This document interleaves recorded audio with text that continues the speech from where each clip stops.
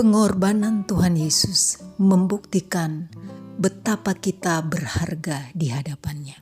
Selamat berjumpa kembali dalam anugerah Tuhan. Bapak Ibu Saudara yang kekasih, harapan dan doa saya kita semua dalam keadaan sehat dan dalam keberkatan Tuhan. Sebelum kita mendengarkan firman Tuhan, mari kita berdoa. Bapa yang baik, dalam nama Tuhan Yesus Kristus, kami berterima kasih karena keajaiban Tuhan, kemurahan Tuhan membuat kami hidup sampai pada saat ini. Kami mau menikmati firman-Mu Tuhan. Engkau menolong kami. Kami mau menikmati firman-Mu Tuhan. Engkau menolong kami oleh Roh-Mu agar supaya hati kami boleh terbuka dan kami paham atas firman-Mu Tuhan. Dan firman-Mu menjadi rema yang menghidupkan kami. Dalam nama Tuhan Yesus Kristus, haleluya, amin. Pembacaan firman Tuhan pada saat ini terdapat di dalam Mazmur pasal 144 ayatnya yang ketiga. Firman Tuhan berkata seperti ini. Ya Tuhan, apakah manusia itu sehingga Engkau memperhatikannya, dan anak manusia sehingga Engkau memperhitungkannya? Bapak Ibu Saudara yang kekasih di dalam Tuhan, ini merupakan nyanyian syukur daripada pemazmur yang telah mengalami betapa Tuhan itu adalah Tuhan yang menjadi tempat perlindungannya, Tuhan yang menjadi kubu pertahanannya, kota benteng yang selalu melindungi dia. Bapak Ibu yang kekasih di dalam Tuhan, dosa membuat manusia kehilangan kemuliaan Tuhan.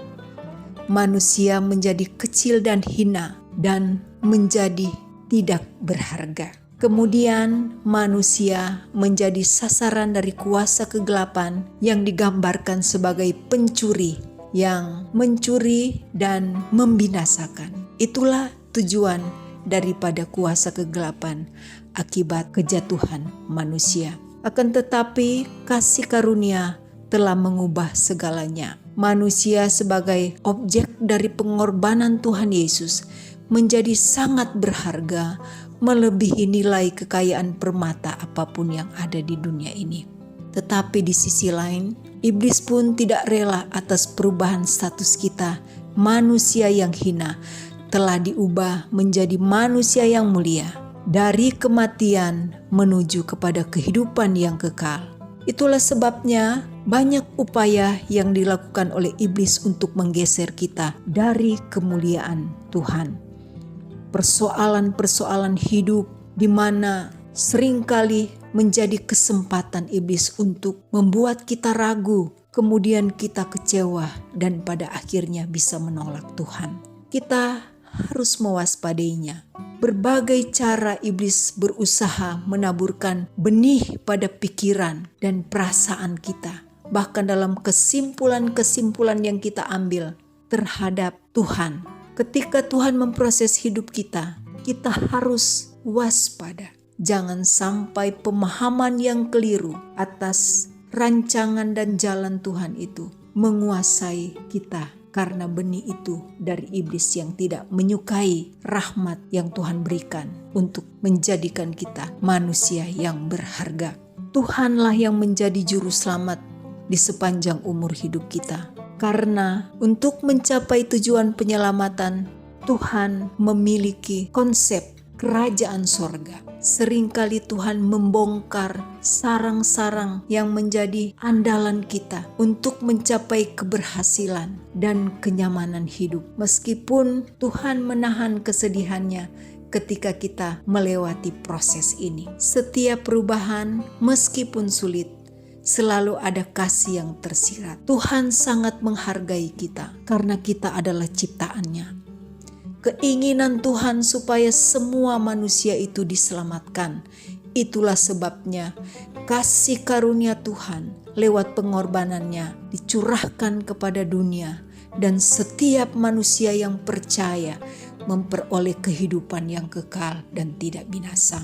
Bapak Ibu Saudara yang kekasih di dalam Tuhan, tujuan Tuhan bagi kita adalah kekekalan bersamanya di sorga. Tuhan bekerja dalam segala sesuatu untuk kebaikan kita. Apapun keadaan kita, status ekonomi kita, status hidup yang sementara kita jalani, Tuhan sangat menghargai kita sebagai umat yang ditebus oleh hidupnya sendiri. Mungkin di antara kita sementara menolak dan marah atas realita kehidupan yang Tuhan izinkan untuk kita hadapi. Tetapi percayalah bahwa karena kita ini mulia di hadapan Tuhan, maka Tuhan menginginkan kita hidup dengan cara mulia sesuai dengan rencana dan kehendak-Nya. Bapak Ibu Saudara yang kekasih di dalam Tuhan, agar supaya pada akhirnya kita menjadi serupa dengannya dan mencapai kemuliaan yang kekal. Ketika dosa